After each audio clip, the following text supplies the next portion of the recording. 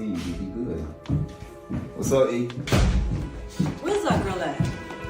You think it's smart for you to come over here in an Uber? Really? You call yourself running away now? I'm sorry. You're sorry? Do you know what could have happened to you? We're arguing. So you get in a car with a stranger. You think that's safer than being in the protection and privacy of your own home while your parents have a disagreement? That makes sense to you? Can I stay, please? Let me talk more about it. Let me talk. Let's go upstairs.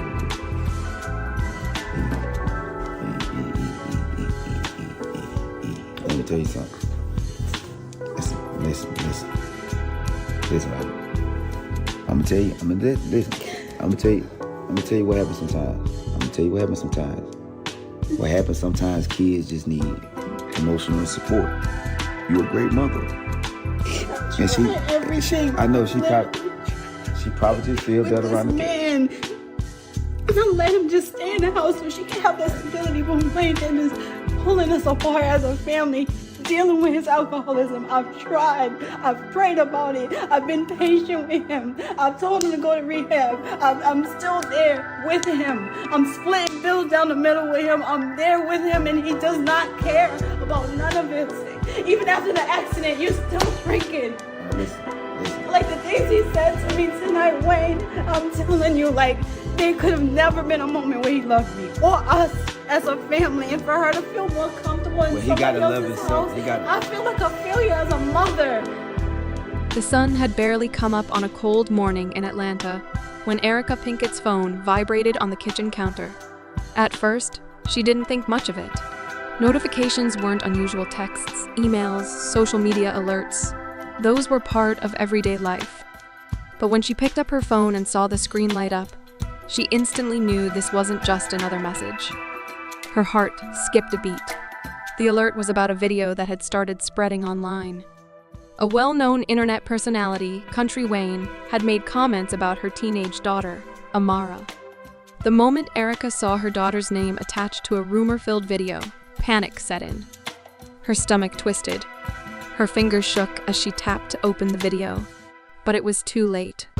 The video had already exploded across social media. It was all over Instagram, TikTok, and Twitter. Strangers were talking about her daughter. Millions had seen it. The same few seconds of footage were being shared again and again, with Amara's name front and center. 17-year-old Amara had always stayed away from drama. She focused on school, spent weekends hanging out with a small group of friends, and didn't even like posting online that much. She lived a calm, quiet life. But now, suddenly, the internet had turned on her spinning stories that weren't true, making her the center of a viral rumor she had no control over. And the man at the heart of it all? Kountry Wayne. Wayne was a popular comedian known for his funny sketches and confident personality. He had built a massive following by posting entertaining videos full of jokes and silly characters. But Erica had never cared much for his style. His humor, in her opinion, often crossed the line, relying on stereotypes, crude punchlines, and sometimes even targeting others for a laugh. She never expected him to say anything about her daughter. The video started off sounding playful.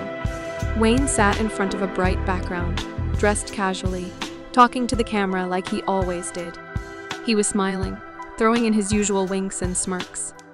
Then, he began talking about a new celebrity relationship that was supposedly taking over the internet. And that's when he said Amara's name.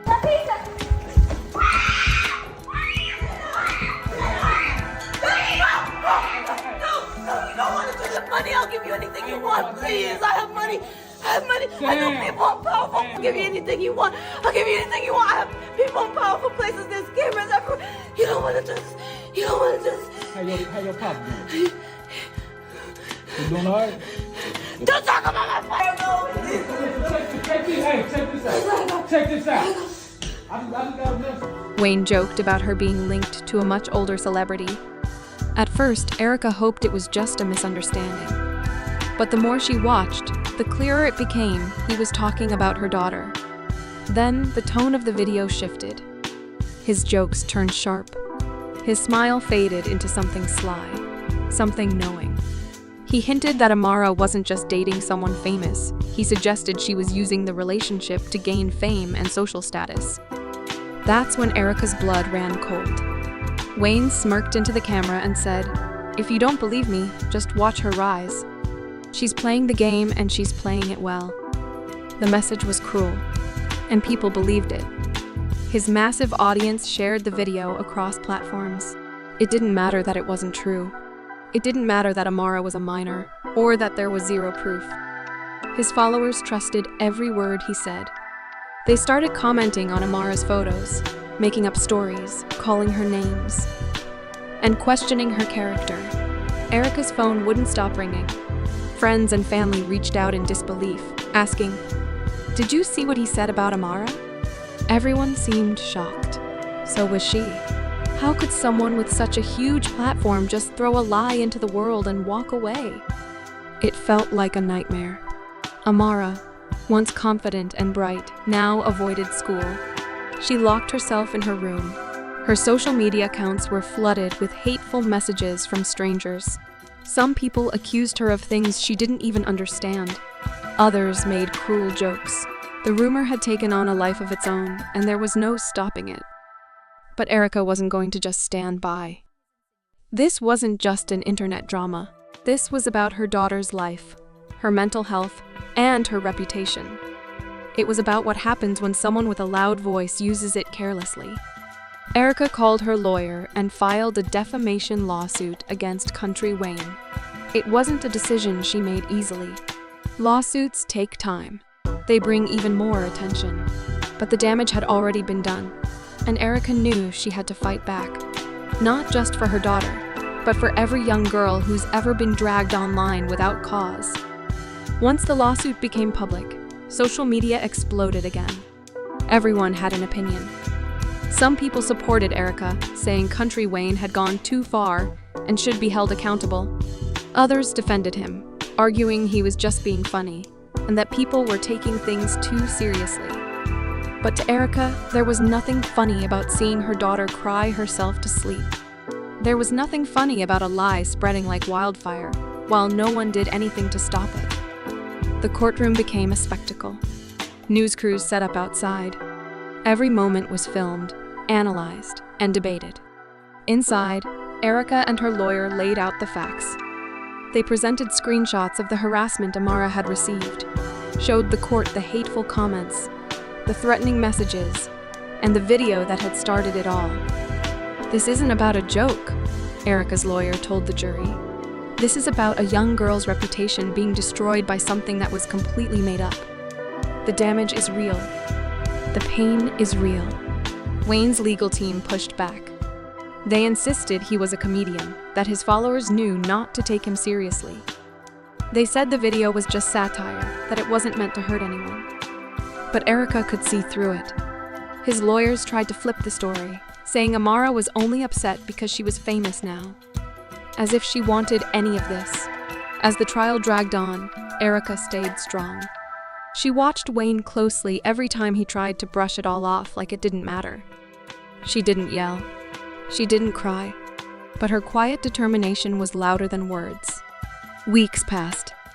The case gained national attention. More and more people began to see Wayne's actions for what they were reckless and harmful. The hashtag Justice for Amara began trending online. People who once laughed at Wayne's videos were now calling him out.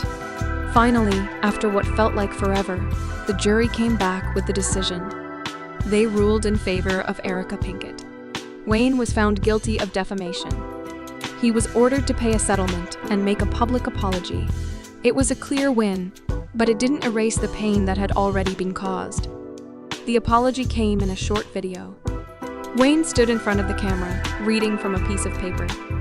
His voice lacked emotion. His smile looked forced. He said he was sorry for any harm caused and that he took responsibility. But to Erica, the apology felt empty. The damage had already been done. The video still existed. The internet never forgets. People would still talk. But the victory wasn't about money. It wasn't even about the apology. It was about standing up. Erica had stood up for her daughter. She had shown the world that words have consequences. That just because someone is famous doesn't mean they can say whatever they want. That there's a line between comedy and cruelty, and when that line is crossed, people should be held accountable. For Erica, this was more than just a legal battle.